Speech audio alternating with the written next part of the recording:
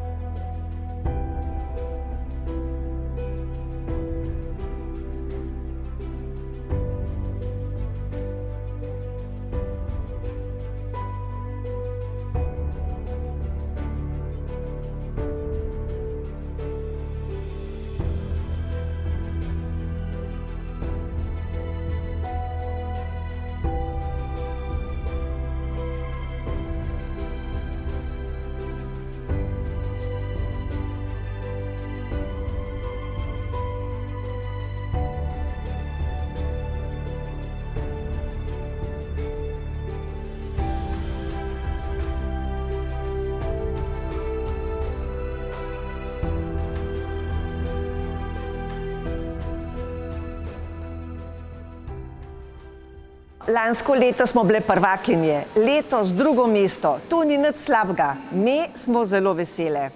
Kaj je vzrok, da smo bile slabše? Ni vzroka, konkurenca je bila zelo velika, močna. Ljubljansko gospod Tončko je težko premagati in ji iskreno čestitamo. Čestitamo pa tudi nam, ali smo vesele. Bravo, Auris! Letos imamo novo tekmovalko, smo zelo veseli, da jo imamo, je to nova moč. Še ena se nam obeta in nam je to vzpodbuda za naprej, da bomo še tekmovali.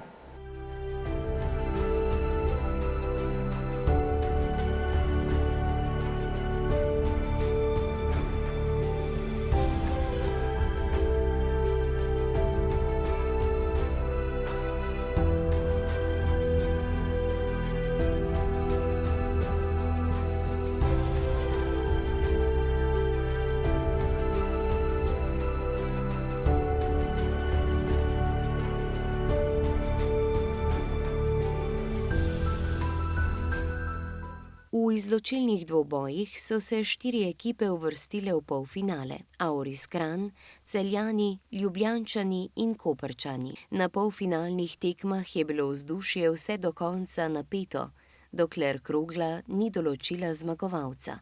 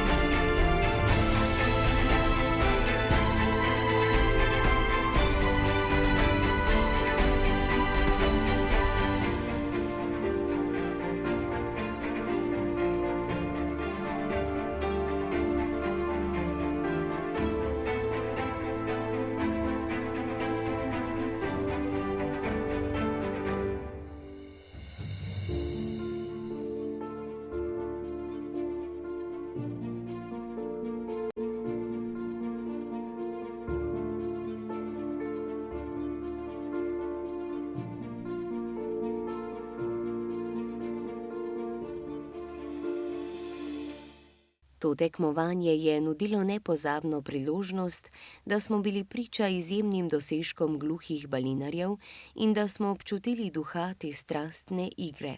Moške in ženske ekipe so se pomerile v napetih tekmah, v katerih so pokazali svojo predanost igri, natančnost metrov ter športno borbenost.